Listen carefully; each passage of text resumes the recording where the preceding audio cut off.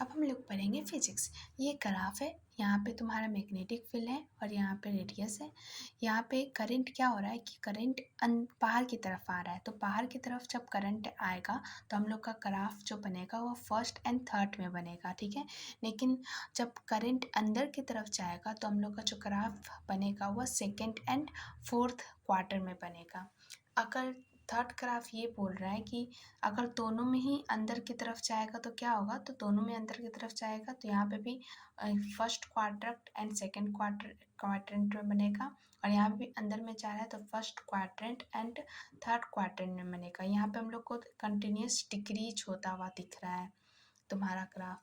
और अगर मान लो कि एक में करंट जो हो रहा है वो बाहर आ रहा है और दूसरे में करंट जो है वो अंदर जा रहा है, तो क्या होगा, तो जिसमें अंदर करंट जो है वो तुम्हारा बाहर आ रहा है तो उसमें क्या होगा, फर्स्ट एंड थर्ड में बनेगा। लेकिन जिसमें करंट तुम्हारा अंदर जा रहा है उसमें सेकंड एंड फोर्थ में बनेगा। तो यहाँ पे हम लोग को पहला तो दिख रहा है डिक्रीज और फिर दिख रहा है इंक्रीज।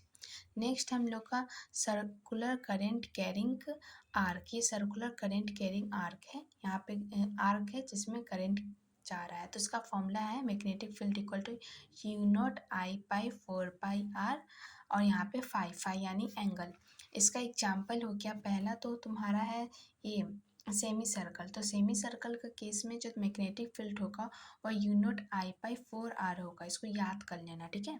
और यहाँ पे तुम्हारा ये क्या कहते हैं इसको, क्वाड्रेंट, और यहाँ पे तुम्हारा मैग्नेटिक फील्ड हो जाएगा you naught I pi 8r। यही फॉर्मूला लगा के you naught I pi 8r, ये हो गया तुम्हारा सेमी सर्कल का, ये हो गया तुम्हारा क्वाड्रेंट का। अब नेक्स्ट है फुल सर्कल का कितना हो जाएगा। तो यहाँ पे फुल सर्कल का तुम्हारा हो जाएगा, ये फुल सर्कल का हो जाएगा you naught I pi 2r।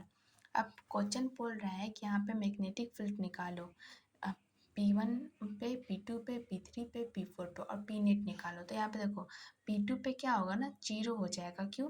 क्योंकि सेम लाइन पे जा रहा है, करंट भी सेम लाइन पे है, यहाँ पे भी सेम लाइन पे है, तो यहाँ पे भी P4 पे मैग्नेटिक फील्ड जीरो हो जाएगा। P1 पे मैग्नेटिक फील्ड हम लोग निकालेंगे with the help of formula जो कि है mu naught I pi 4πr phi. Phi कितना है, एंगल 60 डिग्री है। 60 डिग्री को हम लोग क्या लिखते हैं, पाई पाई 3, क्योंकि अगर मान लो 60 डिग्री होता तो पाई और यहाँ पे 60 डिग्री है तो पाई पाई 3, ठीक है। तो यहाँ पे P1 equal to mu naught I pi 4πr pi pi 3 हो जाएगा, और यहाँ पे यू नॉट आई पाई 12। और डायरेक्शन कैसा हो जाएगा, देखो करंट किस तरफ जा रहा है, करंट इस तरफ जा रहा है, ठीक है, इस तरफ जा रहा है। तो यहाँ पे अंदर की तरफ जा रहा है ना, तो अंदर की तरफ डायरेक्शन अंदर की तरफ हो जाएगा, ठीक है। मैग्नेटिक फील्ड अंदर की तरफ हो जाएगा, मैग्नेटिक फील्ड का डायरेक्शन। यहाँ पे P3 के लिए फॉर्मूला लगा लेंगे you naught I pi 4πr pi pi 3, यहाँ पे आ जाएगा you naught I pi 12r। और डायरेक्शन के लिए हम लोग हाथों का यूज करेंगे, ठीक है। यहाँ पे करंट इस तरफ जा रहा है, करंट इस तरफ जा रहा है तो मैग्नेटिक फील्ड आउटसाइड की तरफ। तो ये इस तरीके से हो जाएगा। मैग्नेटिक फील्ड जो होता है वह इन्वर्सली प्रोपोर्शनल होता है तुम्हारे रेडियस का, क्योंकि यहाँ पे साफ साफ पता चल रहा है मैग्नेटिक फील्ड है, रेडियस है, इन्वर्सली प्रोपोर्शनल है। इसका मतलब रेडियस जो परा वाला, ये इन दोनों में परा कौन है, इन दोनों में परा है, ये परा है, हाँ ये परा है। तो ये परा है तो इसका मतलब इसका आर परा है ना यहाँ पे आर से, इसका मतलब मैग्नेटिक फील्ड ऑफ 1 छोटा होगा मैग्नेटिक फील्ड ऑफ 3, क्योंकि इन्वर्सली प्रोपोर्शनल है। अब पी नेट निकालने के लिए माइनस कर देंगे, क्योंकि वो दोनों तो जीरो हो चुका है ना, तो माइनस करेंगे तो हम लोग को ये निकल। और नेट किसका माना जाएगा, नेट P3 का माना जाएगा, और P3 का क्या था, P3 का पार की तरफ, तो यहाँ पे भी डायरेक्शन पार की तरफ हो जाएगा। नेक्स्ट हम लोग का यहाँ पे मैग्नेटिक फील्ड हम लोग को सेंटर पे निकालना है कि कितना होगा यहाँ पे। तो यहाँ पे हम लोग को देखने को मिल रहा है, मान लेते हैं कि यहाँ पे एक ऑब्जर्वर है, ठीक है। तो यहाँ पे वह खड़ा है, तो इसको क्या दिख रहा है, करंट इस तरफ जा रहा है, करंट इस तरफ जा रहा है, इसको तो दिखेगा कि वो अंदर की तरफ करंट जा रहा है, और यहाँ पे दिखेगा उसको बाहर की तरफ करंट आ रहा है। और एक उसको सेमी सर्कल कितना बताए थे, mu naught I pi 4r magnetic field, ठीक है। तो यहाँ पे P1 equal to P3 equal to mu naught I pi 4πr हो जाएगा। यहाँ पे P1 इक्वल हो जाएगा P3 के। तो हम लोग को देखो यहाँ पे हम लोग को ये दिख रहा है, ठीक है। यहाँ पे क्या दिख रहा है कि यहाँ पे जो करंट है तुम्हारा वो अंदर की तरफ जा रहा है, अंदर की तरफ, और यहाँ पे करंट जो दिख रहा है वो बाहर की तरफ आ रहा है, ठीक है। इसको मान लेते हैं 1, इसको 2, इसको 3। तो यहाँ पे P1 equal to P3 equal to mu naught I pi 4 pi R आ जाएगा। कैसे आएगा यहाँ पे, क्योंकि यहाँ पे अंदर की तरफ जा रहा है, यहाँ पे बाहर की तरफ आ रहा है। तो यहाँ पे हम लोग जब अपना हाथों का यूज करेंगे तो हम लोग को पता चलेगा ऐसे, करंट उस तरफ जा रहा है ना, हाँ। तो या तो मैग्नेटिक फील्ड जो होगा वो हम लोग का नीचे की तरफ आ रहा है। देखो यहाँ पे है करंट, हमें करंट ऐसे, तो मैग्नेटिक फील्ड क्या हो रहा है, नीचे की तरफ आ रहा है। ये करंट ऐसे जा रहा है, मैग्नेटिक फील्ड नीचे की तरफ आ रहा है, और इसमें भी मैग्नेटिक फील्ड नीचे की तरफ आ रहा है। तो यहाँ पे P1 equal to P3 equal to हो जाएगा तुम्हारा Q not I by 4 pi R। और यहाँ पे P2 जो है mu naught I by 4 pi R है। P नेट के लिए हम लोग प्लस कर देंगे, निकल जाएगा। यहाँ पे नेक्स्ट क्वेश्चन है कि यहाँ पे मैग्नेटिक फील्ड निकालना है सेंटर पे, two loop ignore extra, loop ignore. यहाँ पे हम लोग को सर्कल है, यहाँ पे phi1 है, यहाँ पे phi2 है, ये करंट है, ठीक है। अब हम लोग देखते हैं जो करंट होता है वह इन्वर्सली प्रोपोर्शनल होता है रेजिस्टेंस के, इन्वर्सली प्रोपोर्शनल होता है लेंथ के, और इन्वर्सली प्रोपोर्शनल होता है एंगल के। यहाँ पे I1 by I2 equal to क्या हो जाएगा, phi2 बाई phi1। क्यों, क्योंकि वह इन्वर्सली प्रोपोर्शनल होता है एंगल के हम लोग का करंट। तो I1 by I2 equal to phi2 by phi1 हो जाएगा। तो इस तरीके से करेंगे। यहाँ पे P1 equal to mu naught I1 4 pi R हो जाएगा, और यहाँ पे P2 equal to mu naught I2 phi2 4 pi R हो जाएगा। P net equal to P1 minus P2 कर देंगे तो हम लोग का जीरो आ जाएगा। P नेट मतलब ओवरऑल इतना कुछ करने का जरूरत नहीं है। लूप के कारण मैग्नेटिक फील्ड हमेशा जीरो ही होता है। फॉर एग्जाम्पल ये देख लो, यहाँ पे लूप है, इसके कारण मैग्नेटिक फील्ड कितना हो रहा है, जीरो हो रहा है। ये लूप है, यहाँ पे लूप के कारण मैग्नेटिक फील्ड कितना हो रहा है, जीरो हो रहा है। यहाँ पे लूप है, यहाँ पे भी लूप के कारण मैग्नेटिक फील्ड कितना हो रहा है, जीरो हो रहा है। तो यहाँ लूप के कारण मैग्नेटिक फील्ड जीरो होता है। और यहाँ पे देखो एक ये एक्स्ट्रा वायर के कारण भी जीरो हो रहा है, क्योंकि सेम लाइन पे है, सेम लाइन पे है, देखो सेम लाइन पे, सेम लाइन पे, यहाँ पे भी सेम लाइन पे। तो इसके वजह से भी मैग्नेटिक फील्ड जीरो हो रहा है। एक्स्ट्रा वायर भी कुछ नहीं कर पा रहा है अब इसमें। यहाँ पे देखो एक्स्ट्रा वायर भी सेम लाइन पे है, मैग्नेटिक फील्ड लूप के कारण भी जीरो, लेकिन इसमें क्या हुआ ना, लूप के कारण तो मैग्नेटिक फील्ड जीरो हुआ, लेकिन यहाँ पे जो एक्स्ट्रा वायर है वो सेम डायरेक्शन में नहीं है, इसलिए यहाँ पे एक्स्ट्रा वायर के कारण जीरो नहीं होगा। तो P नेट जीरो नहीं होगा, लेकिन लूप के कारण जीरो ही था, लेकिन इसकी वजह से एक्स्ट्रा वायर के कारण जो है नेट जीरो तुम्हारा नहीं होगा। अब नेक्स्ट है तुम्हारा सर्कुलर करंट कैरिंग रिंग के बारे में। ये रिंग है जिसके अंदर करंट कैरी कर रहा है। ये मैग्नेटिक फील्ड सेंटर पे equal to P naught equal to N mu naught I by 2R है। यहाँ पे फॉर्मूला है P axis equal to N mu है, यहाँ पे P naught 1 plus X square by R square bracket 3/2। अब near point पे क्या होगा, जब नियर पॉइंट पे होगा तो तुम्हारा जो x है वह R से छोटा है, मतलब नियर पॉइंट पे तो x छोटा ही होगा ना, ये छोटा होगा R से क्योंकि पास में है। तो पास में होगा तो फॉर्मूला लग जाएगा 1 minus 3x square by 2R square. अगर फार पॉइंट है तो यहाँ पे फॉर्मूला लग जाएगा mu naught IR square by 2x cube.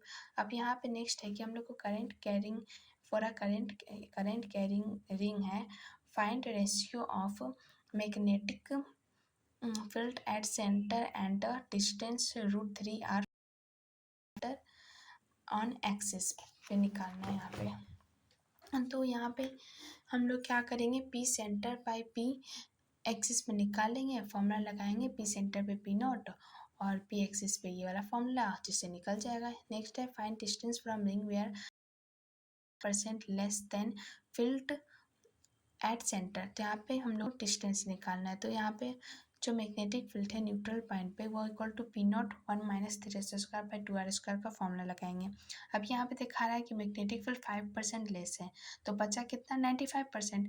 तो मैग्नेटिक फील्ड कितना हो जाएगा नियर पॉइंट पे 95/100 P नॉट। और इक्वल टू ये करेंगे तो सॉल्व करने के बाद हम लोग का प्लस माइनस r/√30 आ जाएगा। नेक्स्ट है यहाँ पे हम लोग को रेशियो निकालना है मैग्नेटिक फील्ड का एक पॉइंट P पे। तो रेशियो के लिए P1 निकालेंगे, P0 इसका 1 प्लस s² के ब्रैकेट 3/2 और यहाँ पे P2 equal to P0 2 by x² bracket 3/2 और यहाँ बाकी तो इन्फॉर्मेशन इसमें दिया हुआ है डायग्राम में। नेक्स्ट है यहाँ पे निकल गया। अब नेक्स्ट है कि क्वेश्चन बोल रहा है कि यहाँ पे दो रिंग है, ओके, एक रिंग दूसरा ring are perpendicular to each other, ये दूसरे के परपेंडिकुलर है। Then find magnetic field, center पे मैग्नेटिक फील्ड यहाँ पे कितना होगा, तो यहाँ पे मैग्नेटिक फील्ड 1 है, यहाँ पे मैग्नेटिक फील्ड 2 है, तो यहाँ पे जो पी नेट हो जाएगा वो √2 NU0I/2R हो जाएगा। इस तरीके से हम लोग को देख रहे हैं। यहाँ पे ऊपर की तरफ मैग्नेटिक फील्ड NU0I/2R है, यहाँ पे NU0I/2R है।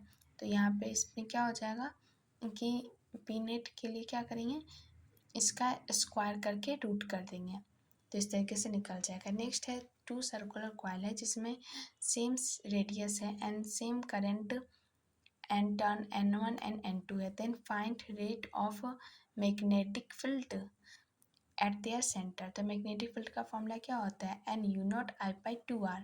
यहाँ पे U0 कांस्टेंट है, करंट कांस्टेंट है, रेडियस भी कांस्टेंट है, तो मैग्नेटिक फील्ड डायरेक्टली प्रोपोर्शनल होता है नंबर ऑफ टर्न के। तो यहाँ पे P1/P2 यहाँ पे होगा ऑब्वियसली इक्वल टू N1/N2 हो जाएगा।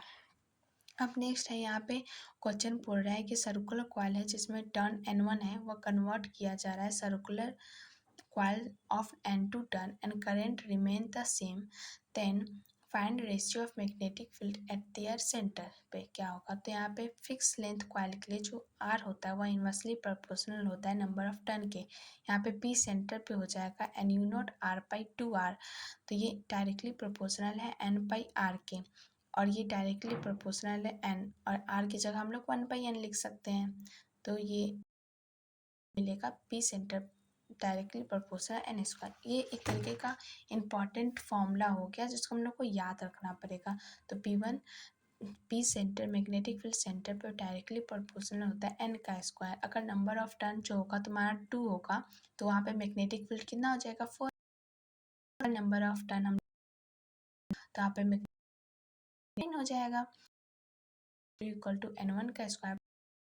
नेक्स्ट है कराफ्टिक फील्ड है विद रिस्पेक्ट, यहाँ पे P सेंटर/2R हो जाएगा नियर 1 - 3² हो जाएगा, और ये प्रोपोर्शनल और यहाँ पे पैराबोला वाला ग्राफ हम लोग का है 5.NU0IR, और यहाँ पे हम लोग ये इन्वर्सली प्रोपोर्शनल x³ के, तो हम लोग का हाइपरबोला ग्राफ मिल जाएगा। ये ओवरऑल ग्राफ हो जाएगा। यहाँ से ये हो जाएगा तुम्हारा -R/2, यहाँ पे +R/2। कर्व है कर्व, क्यों। अब नेक्स्ट यहाँ पे प्लस माइनस को हम लोग इसको हम लोग क्या कहेंगे, इसको हम लोग पॉइंट